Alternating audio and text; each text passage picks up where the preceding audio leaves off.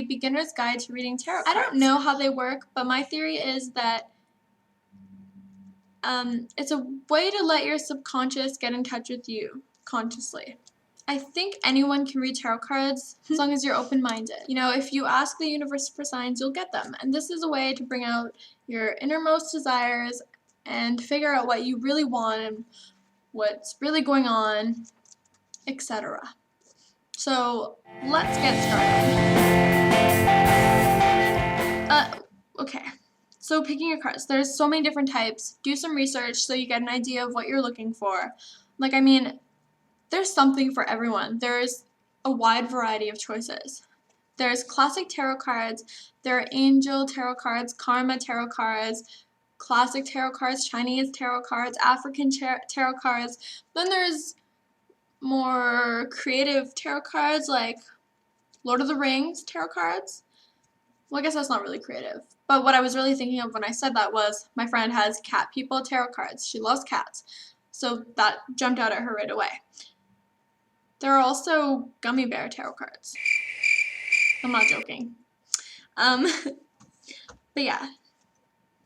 When you go to the bookstore or wherever you're going to buy them, make sure you pick a pack that jumps out at you and that appeals to you. Like, you'll just know. If you go in there and you're looking at them and you're kind of iffy and maybe you don't want to spend the money and I don't know. If you're not feeling it, then don't buy some. Because the first time I went in and got the Grail Tarot, I wasn't feeling it, but I wanted to learn anyway. But I guess it just wasn't my time. So the second thing is getting to know your cards.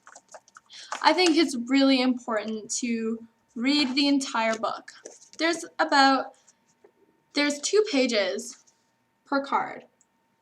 And I know that might seem like a lot since there's 78 cards in a deck, but it's really not that bad. If you're excited, you'll read the whole book. I was so excited to get started. I read the book in one day at work. Don't tell my boss. That's how excited I was. But I mean, if you're more excited to get started and to find answers, you can start by asking simple questions and maybe lay out one card and then look it up in the dictionary and figure out what it means. You can do that, but I still think it's important to read the book from front to back or whatever. Just read the whole book. Okay, reading tarot cards. If you get a good deck, there will be a section on spreads. See? There are spreads for all sorts of things. There's a classic Celtic cross spread, the astrological spread. Then there's love and romance spreads, if you can see. Stuff like, will this relationship last long? Will I find love spread? Okay, let me just explain one, if you don't know what it is. Okay, the will I find love spread. See, it shows you how to lay out the cards. And it goes 1, 2, 3, 4. And then it shows you what each card means. So, like, it says number 1 down here. What do I need to know about finding love at present? And then number 2, this card will answer the question, in what way am I ready or not ready for love? You know, etc. There's romance spreads, there's money and career spreads, and there's just a huge variety. And if your book doesn't come with that, you can look them up on the internet and you'll find a bunch. You should start by doing maybe 3 cards. Once you start learning, maybe do past, present, future. That's very basic and anyone can do it, and it's good for beginners. The way that I do it, I'll use spreads if I'm reading one of my friend's cards or something, but I mostly read my own cards. And I just know when to stop. I don't use a certain spread. I usually know when to stop. And that's just intuition, and you'll get there eventually. So the next point I want to talk about is keeping a tarot journal.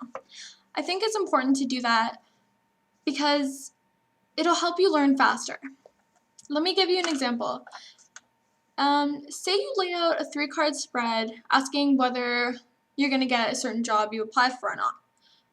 Lay out your cards and then look up the meanings and figure out what they're trying to say to you. And then write it down in your book. Write down the question you asked, the 3 cards you got, and what you think the story is. and like why. I know it sounds like homework, but it's worth it.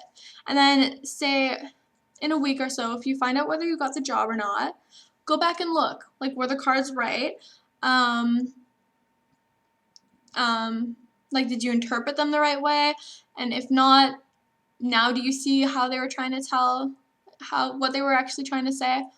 It'll help you learn a lot faster, and you'll be surprised. Like, I've gone back a couple times and I'm like, wow, the cards, they were right, and I just didn't want to hear it, or I didn't want to see it that way. It's important to keep an open mind no matter what they're telling you. If you see something you don't want to see, don't pretend it's not there. It's more beneficial to you to explore and figure out what's going on.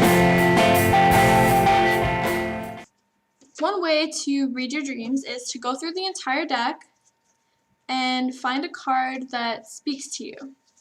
Like, maybe find a card that looks like your dream or gives you the same feeling of your dream. But anyway, so once you find a card that reminds you of your dream, lay it out and then say, is my subconscious trying to tell me something? Ask questions like that and flip a card after flip one card after another while asking questions, and just see what you can find out about yourself. If there are any questions about this, feel free to ask. If you have any stories you want to share with me, I love hearing them. I love talking about stuff like this, and I'm really going to make this blog about talking about tarot cards and like experiences I've had, like strange things that have happened to me, and like lucid dreaming. I want to make a video about how to lucid dream, but it's hard to do it in one video. I ramble on so much. Yeah, so thank you for stopping by my page, and feel free to send me a message or leave me a comment. I know I'll reply. I'm brand new to YouTube. I'm not flooded with comments or anything, so I will reply. And good luck reading tarot cards.